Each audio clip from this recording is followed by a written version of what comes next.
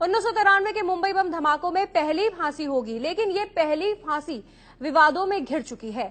फांसी के खिलाफ खड़े होने वाले लोग उस डील का हवाला दे रहे हैं जो साल 1994 में सीबीआई और याकूब मेमन के बीच हुई थी।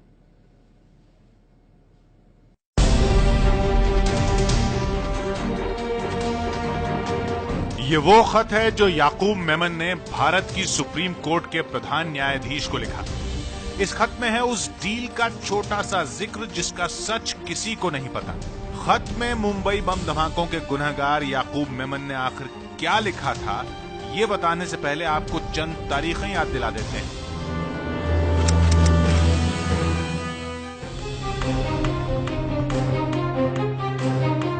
22 साल पहले 12 मार्च 1993 को एक के बाद एक लगातार 13 बम धमाकों ने मुंबई को दहला कर रख दिया था। 257 लोग मारे गए।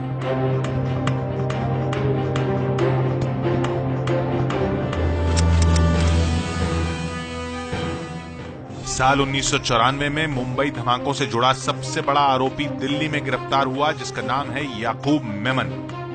वो मुंबई बम धमाकों के मास्टरमाइंड टाइगर मेमन के साथ फरार हो गया था।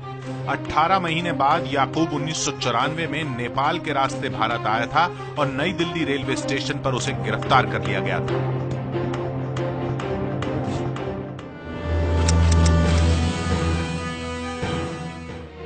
तेरह साल बाद उसे मुंबई की टाडा कोर्ट ने फांसी की सजा सुनाई, जिस पर साल 2013 में सुप्रीम कोर्ट ने भी मोहर लगा दी।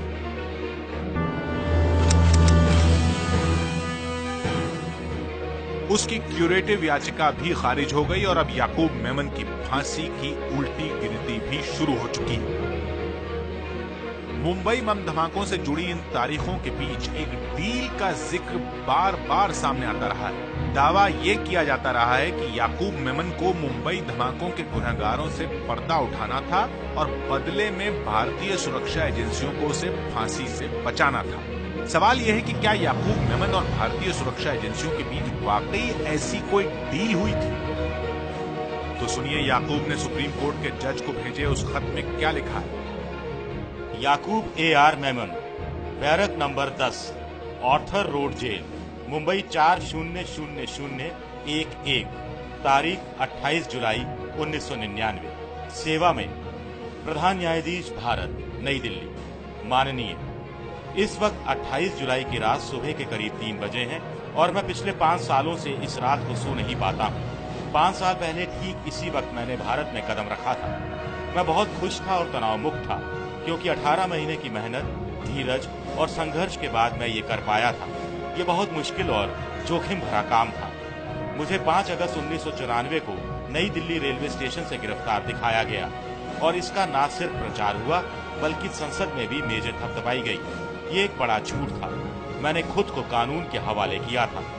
16 साल पुरानी इस चिट्ठी में याकूब मेमन ने सुप्रीम कोर्ट के जज को लिखा है कि 12 मार्च 1993 के मुंबई बम धमाकों के बाद 28 जुलाई 1994 की आधी रात को उसने खुद को कानून के हवाले कर दिया था। लेकिन इसके एक हफ्ते बाद यानी कि 5 अगस्त को सीबीआई ने उसे गिरफ्तार करने का दावा किया और ये झूठ था।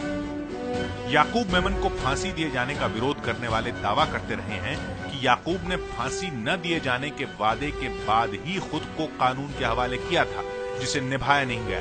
याकूब मेमन के साथ हुई उस कथित डील की दलीलें भी सुनिए।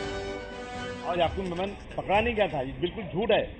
याकूब मेमन ने सीबीआई से बात करके दुबई के अंदर उन्होंने सेटल किया और वहां से सब बातचीत हो गई और वहां आया और यहाँ लाने के बाद दिल्ली में इन लोगों ने बता दिया कि इसको स्टेशन में पकड़ा, क्योंकि मुझे उस केस में पकड़ा गया था। मैं उस केस की पूरी चार्जशीट जानता हूँ और उसका कोई इसमें रोल नहीं है।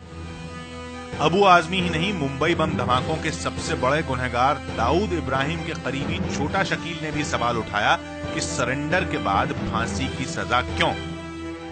मिसाल के तौर पे याकूब मेमन को देख लो, वो हाजिर हो गया पूरी फैमिली के साथ। उसके साथ तुम लोगों ने क्या किया? आपको डर लग रहा है कि आप एक बार आ जाए? हाजिर नहीं, डर की बात नहीं है।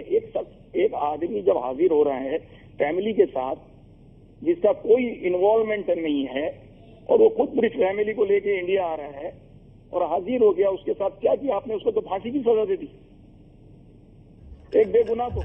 तो फिर वही सवाल उठता है कि क्या याकूब मेमन से ऐसा कोई वादा किया गया था कि उसे उसके गुनाहों की सजा नहीं मिलेगी, या कम से कम उसे मौत की सजा तो नहीं ही दी जाएगी? कि एक आदमी जिसके लिए सीबीआई वालों ने कहा कि इस इंसान ने हमें जो मदद की है वो हमारी एजेंसियां इतने सालों में कुछ नहीं बता सकी जो इस आदमी ने हमको एक दिन में बताया, और इनके बारे में कि कहां से पकड़े गए, कैसे आप पकड़े गए, उसके लिए भी पुलिस वालों ने झूठा बनाया।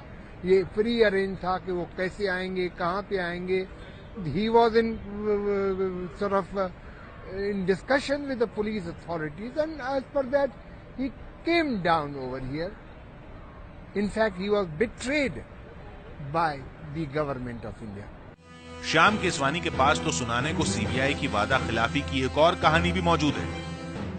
इस केस के दौरान शुरू में मुझे एंगेज किया गया था, और मैं सीबीआई जो कि इन्वेस्टिगेट कर रही थी मामले को, उनके सीनियर ऑफिसर ने मुझे बुलाया था सचिवालय के सामने जो बंगले हैं, एक बंगले में उन्होंने अपनी बैठक की थी।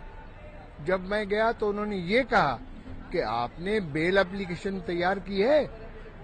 मैंने कहा बेल एप्लीकेशन पहले दिन पे मैं कैसे करूंगा? अरे साहब, आपको तो बेल तैयार करनी चाहिए, आप कल ही कल वहां पे बेल फाइल कर दो।